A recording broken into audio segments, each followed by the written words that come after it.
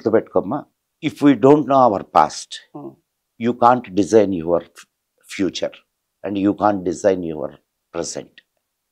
నీ పాస్ట్ను తెలుసుకుంటేనే నీ ఫ్యూచర్ని నువ్వు డిజైన్ చేసుకోగలవు. ఎవడైతే పాస్ట్ని తెలుసుకొని కూడా గుడ్డిగా పోతూ ఉంటాడో వాడికి ఫ్యూచర్ లేదు, ఆ జాతికి ఫ్యూచర్ ఉండదు. కాబట్టి మన అంటే పాస్ట్ తెలుసుకోవడం అంటే పాస్ట్ లో ఉన్న తప్పులను బేరీజ్ అన్ని నువ్వు తప్పులు ఉన్నాయి, ఒప్పులు ఉన్నాయి, అన్నిటినీ నువ్వు తెలుసుకోవాలా. తెలుసుకుంటేనే కదా నీ ఫ్యూచర్ ని డిజైన్ చేసుకోగలవు. ఏది చేయాలి, ఏది చేయకూడదు. సరే, ఫస్ట్ క్వశ్చన్, మహాకుంభమేళ ముగింపు దశ ముగిసిన దశలో మనం కోట్ల మంది వెళ్ళారు, మునకలు వేశారు, సాధు సంతుల్ని చూశారు, వచ్చారు. ఏం నేర్చుకున్నారు? నిజానికి ప్రపంచానికి మహాకుంభమేళ ఏం చెప్తోంది? అసలు కుంభమేళ, ఈ మేళాలు లేదా పుష్కరాలు ఇవన్నీ ఎందుకు ఏర్పాటు చేయబడ్డాయి అనేది ఫస్ట్ తెలుసుకోవాలి మనం. ఇంత ముందు కాలంలో ఇంత విస్తృతమైనటువంటి కమ్యూనికేషన్ సిస్టమ్ లేదు. సో ఇప్పుడు నువ్వు ఒక విషయాన్ని తెలుసుకున్నావు, ఆ విషయాన్ని ప్రపంచానికి ఎట్లా తెలియజేయాలి, అవునా కదా? సో దానికి కొన్ని మార్గాల్ని మన వాళ్ళు ఫిక్స్ అవుట్ చేశారు. ఆలోచించమ్మా, ఇప్పుడు కుంభమేళ 12 సంవత్సరాలకు ఒకసారి జరుగుతుంది. సరే, పుష్కరాలు కూడా ఒక్కొక్క నదికి పుష్కరాలు. అవన్నీ నీకు ఈ కుంభమేళ పర్టికులర్గా ఒక 4 ప్లేసెస్లోనే జరుగుద్ది. కానీ ఈ పుష్కరాలు 12 చోట్ల జరుగుతాయి. 12 నదులకి 12 చోట్ల జరుగుతాయి. ఎందుకు జరుగుతున్నాయి? ఏం దీనివల్ల ప్రయోజనం ఏమిటి? అందరూ 1000 నీళ్లలో మునిగి టక్కన వచ్చేస్తే అయిపోతుందా? పాపాలు పోతాయా? పాపాలు పోవడం అనేది అటు పక్కన పెడదాం, ఏమన్నా దీనివల్ల ప్రయోజనం ఉందా అని ఆలోచిస్తే, ఇంతకుముందు కమ్యూనికేషన్ లేని రోజుల్లో మీరు తెలుసుకున్నటువంటి విషయాల్ని జనాలకి తెలియజేయడం లేదా దాని మీద డిబేట్స్ చేయడం ఎలా జరుగుతుంది? ఇప్పుడు నువ్వు ఒక విషయం తెలుసుకున్నావమ్మా, నీకు కమ్యూనికేషన్ లేదు, ట్రాన్స్పోర్టేషన్ లేదు, సో ఫోన్ లేదు, ఏం లేవు. ఇవన్నీ మరి జనాలకు ఎట్లా తెలియాలా? అవునా కదా? సో జనాలకు ఎట్లా తెలియాలా అంటే అందరూ ఈ నదీ తీరాల్లో సమావేశం అయ్యేవాళ్ళు. ఎవరు ఋషులు కానివ్వండి, మునులు కానివ్వండి. ఇప్పుడు మనము యాక్చువల్గా అందరినీ ఒక ఘాటను కట్టేస్తాం. ఋషులు, మునులు, యతి, సాధువులు, ఇట్లా సన్యాసులు, సాధువులు, యోగులు. కానీ ప్రతి పదానికి ఒక ప్రత్యేకమైన అర్థం ఉంది. మునులు అంటే మౌనమును ఎక్కువగా పాటించేవాళ్ళు. ముని మౌనిలో నుంచి వచ్చింది. ఋషి ఎక్కువ తపస్సు చేసేటటువంటి వాళ్ళు. తపస్సు అంటే కూడా మళ్ళీ తప్పర్థాలు తీసుకుంటున్నారు. తపస్సు అంటే ఏమిటి? తపించుట. నువ్వు ఏదైనా ఒక విషయాన్ని గురించి తపించావనుకో, ఆ విషయం నీకు అవగతం అవుద్ది. సపోజ్ నువ్వు ఏదైనా ఒక సబ్జెక్ట్లో నీ చదువేంటి? ఎంఏ తెలుగు. తెలుగులో మంచి చక్కటి సాహిత్యాన్ని లేదా ఏదైనా ఒక ప్రక్రియని నువ్వు తెలుసుకోవాలి అనుకున్నావు. అప్పుడు ఏం చేస్తావు? నువ్వు తప్పిస్తావు దాని గురించి అధ్యయనం చేస్తావు, దాని గురించి అనేక ప్రయత్నాలు చేస్తావు. అప్పుడు నీకు తెలుస్తుంది. నువ్వు అప్పుడు కొత్త ప్రయోగం కూడా చేయొచ్చు. అప్పటి వరకు ఉన్నదే కాకుండా నేను కొత్తగా ఒక ప్రయోగం చేయొచ్చు. ఇప్పుడు అట్లనే కదా మనకు తెలుగులో ఎన్ని ప్రక్రియలు ఉన్నాయి? ఉత్పలమాల, చంపకమాల, శార్దూలం, ఇవన్నీ. అండ్ ఈ కాకుండా మనకు మీరు ప్రశ్నలు వేస్తుంటే అవతల వాళ్ళు పద్య రూపంలో జవాబిచ్చేటటువంటి ప్రక్రియలు ఉన్నాయి. అండ్ ద్వ్యర్థి కావ్యాలను ఉన్నాయి మనకి, తెలుసా మీకు? అంటే ఒకే కావ్యము 2 అర్థాలను ఇస్తుంది, ఒకే పద్యం కూడా 2 అర్థాలను ఇస్తుంది. సో ద్వ్యర్థి కావ్యాలు ఉన్నాయి. ఇవన్నీ కొత్త కొత్త ప్రక్రియలే కదా. అంటే నీ సబ్జెక్ట్ కాబట్టి నీకు అర్థమయ్యేదానికి సో నీకు ఎట్లా వచ్చినాయి బయటికి? నేను తపస్సు చేయటం వల్ల, నేను తప్పించడం నువ్వు కనుక్కున్నావు, బాగానే ఉంది. నువ్వు కనుక్కున్నావు, నీ వరకు బాగానే ఉంది, ఇట్స్ గుడ్, వెరీ గుడ్. కానీ ఇది బయటకు రావాలి కదా. బయటకి ఎట్లా వచ్చినాయి? రాయటం వల్ల రాసావు, అయిపోయిందా? అది బయటకి ఎట్లా వస్తుంది? ఇప్పుడు అంతకుముందు ట్రాన్స్పోర్టేషన్ లేదు, కమ్యూనికేషన్ లేదు. సో ఇట్లాంటి చోట్ల దాన్ని గురించి డిబేట్స్ జరిగాయి. ఇప్పుడు ఇంకొక ప్రశ్న, అఘోరాలు చెప్తాను వస్తాను అక్కడ కూడా వస్తాను. ప్రతిదానికి దెర్ ఇస్ ఎ రీజన్. ప్రతిదీ ఒక ప్రత్యేకమైన విధానం అమ్మ.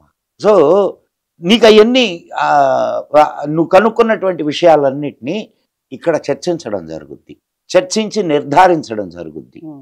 ఇది ఏదో ప్రక్రియ, చెత్త ప్రక్రియ రా బాబు, ఇట్లాంటి ప్రక్రియను నువ్వు తీసుకెళ్ళకూడదు అని చెప్పి అక్కడనే దాన్ని సమాధి చేయొచ్చు. అద్భుతమైన ప్రక్రియరా, దీన్ని బయటకు తీసుకెళ్దాం. సో బయటకి ఎట్లా తీసుకెళ్తారు? ఇక్కడ డిసైడ్ అయిపోయింది. బయటకి ఎట్లా తీసుకెళ్తారు? ఎట్లా తీసుకెళ్తారంటే ఎక్కడెక్కడి నుంచో వస్తారు.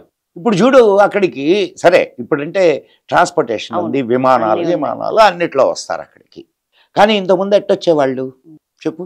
నడిచే రావాలి, గుర్రాల మీద రావాలి, కానీ ఎక్కడో చోట హాల్ట్ చేయాలి. అప్పుడు నీకు ఆతిథ్యం ఇచ్చేవాళ్ళు. సో హాల్ట్ చేసిన చోట నువ్వు ఈ విషయాన్ని చెప్తావు. సో అట్లా ఆ విషయాన్ని నీకు ఆతిథ్యం ఇచ్చిన వ్యక్తి తెలుసుకున్నాడు. తెలుసుకున్న వెంటనే అందులో ఇంకొకటి ఏమవుతుంది, ఇప్పుడు ఒక ఊరుంది, ఒక సాధువో పండితుడో ఆ ఊరు మీదుగా పోతున్నాడు. అక్కడ రాత్రికి ఆగాల. ఎవరింట్లో ఆగుతాడు? పండితుడి ఇంట్లోనో లేకపోతే ఒక ఆధ్యాత్మిక ఇది ఉన్నటువంటి వాడి ఇంట్లోనే కదా ఆగుతాడు. సో వాడికి ఈ విషయాన్ని ట్రాన్స్ఫర్ అయింది. సో ఆ విషయం వాడికి ట్రాన్స్ఫర్ అయితే ఏమవుతుంది? ఆ ఊరికి ట్రాన్స్ఫర్ అవుతుంది. అక్కడి నుంచి వేరే ఊరు, అక్కడి నుంచి వేరే ఊరు, అట్లా దేశం మొత్తం స్ప్రెడ్ అయ్యేది. ఒక్క సైంటిఫిక్ విషయాలే కాకుండా, సాహిత్యపు ప్రక్రియలే కాకుండా, ఆధ్యాత్మిక విషయాలు కూడా. ఇప్పుడు నువ్వు అడిగిన ప్రశ్నకు వస్తాను నేను. నువ్వేం అడిగావు? అఘోరాలు. అఘోరము అంటే ఘోరము కానిది. వాళ్ళకి ఏది ఘోరం కాదు, వాళ్ళు అన్నీ తింటారు. ఇప్పుడు వాళ్ళ దృష్టిలో నువ్వెవరో తెలుసా? వాళ్ళ దృష్టిలో నువ్వు జంతువు, నువ్వు 2 కాళ్ళ జంతువు. కారణం ఏమిటి? నీకు జ్ఞానము లేదు. అఘోర తత్వం ఏం చేయాలంటే, ఎవడైతే జ్ఞానాన్ని సంపాదిస్తాడో, ఎవడైతే శివుణ్ణి తెలుసుకుంటాడో, ఎవడైతే అఘోర మార్గంలో ఉంటాడో అతను మాత్రమే జ్ఞాని. అంతే. సత్యాన్ని తెలుసుకున్నవాడే కదా జ్ఞాని. సత్యాన్ని తెలుసుకొని వాడు అజ్ఞానమే కదా. నువ్వు దేనికోసం ప్రయత్నం చేస్తున్నావు చెప్పమ్మాయి? నీ మెడలో ఓం ఉంది, నీ చేతి మీద సాయిబాబా బొమ్మ ఉంది, లింగమే ఉంది. ఓకే, దేనికి ఈ ప్రయత్నాలన్నీ? దేనికి? నీ శ్రద్ధను చూపించుకోవడానికి. నువ్వు దానివల్ల జ్ఞానాన్ని పొందకపోతే నువ్వు అజ్ఞానమే కదా. ఇప్పుడు శివుడు బొమ్మ వేసుకున్నావు, బాగానే ఉంది, ఓం అని వేసుకున్నావు. ఆ ఓంకారం యొక్క అర్థం ఏంది? శివలింగం యొక్క అర్థం ఏంది? అసలు ఆ ఆధ్యాత్మికత ఏంది? ఇది తెలుసుకోకపోతే శివుని తెలుసుకోవడమే జ్ఞానమా? అంతే. నీకు ఇక్కడ నీకు ఒక మంచి సబ్జెక్ట్ చెప్పాలి. నచికేతోపాఖ్యానం అని ఈ కథ చాలా మంచి కథ, చాలా అద్భుతమైన కథ. సరే, కథ అంతా మనకొద్దు. ఒక్క సబ్జెక్టు.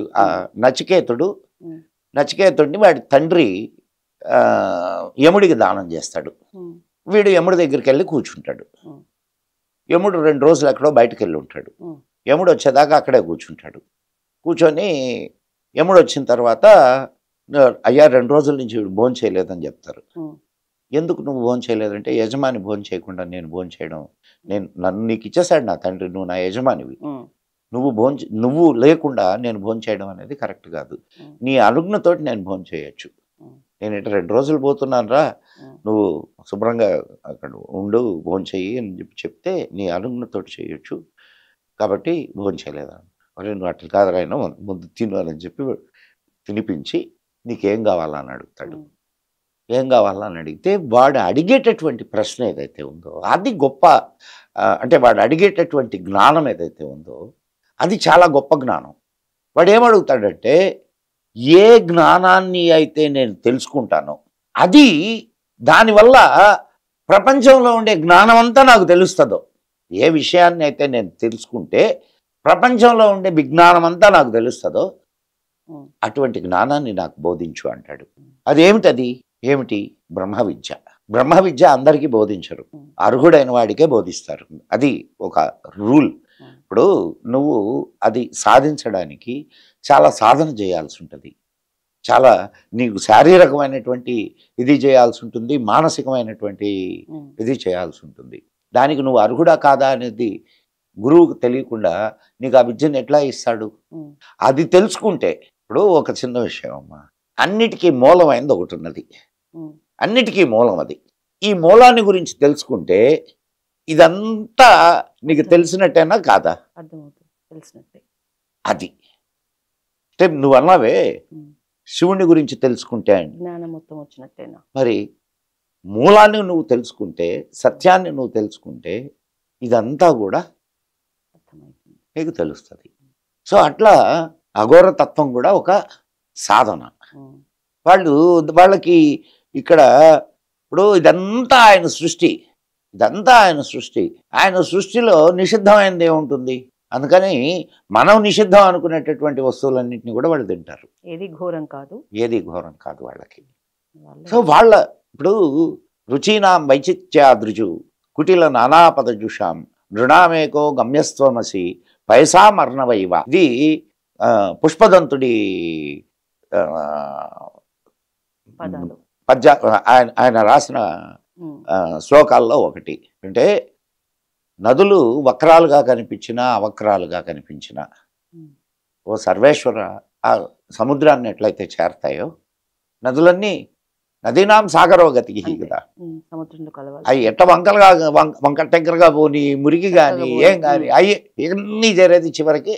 సో అన్ని దారులు నువ్వు ఏ దారిలో ప్రయత్నించినా ఆ దారులన్నీ చివరకు చేరేది ఆ పరమాత్ముని గురించే, పరమాత్ముడిని చేరుకోవడమే. ఇప్పుడు నీ రైట్ అంటే మధ్యలో కొంచెం అటు ఇటు వెళ్ళాం, అయినా విల్ కమ్ బ్యాక్. ఇప్పుడు నువ్వు అక్కడ మునిగితే ఇప్పుడు అసలైన విషయం తెలిసిందా నీకు? ఇప్పుడు నువ్వు అక్కడ వెళ్తే ఏం నేర్చుకోవాలా చెప్పమ్మా? నువ్వు అక్కడికి వెళ్ళావు, ఏది కుంభమేళాకి వెళ్ళావు, లేదా ఇంకొక పుష్కరానికి వెళ్ళావు, ఏం నేర్చుకోవాలా? కొత్త విషయాలు నేర్చుకోవాలా? ఎవరిని కలుసుకోవాలా? ఆధ్యాత్మికవేత్తల్ని. అక్కడ ఉన్నటువంటి అక్కడ వాళ్ళు శిబిరాలు వేసుకొని ఉంటారు, అనేక తత్వ విషయాలని బోధిస్తూ ఉంటారు. మరి అవన్నీ వదిలేసి నీళ్లలో ఒకసారి మునిగి, ఎస్ నీళ్లలో మునగడం మంచిదే, పాపాలు పోతాయా? పాపాలు పోతాయా పోవా తర్వాత సంగతి అమ్మాయి. ఇప్పుడు నదుల్ని నువ్వు ఎట్లా ఇది చేస్తావు? గంగా మాత అంటావు, అవునా? నీ శరీరంలో ఎక్కువ శాతం ఉండేది ఏంటి? నీరే కదా. మరి నీటికి పవిత్రత లేదా?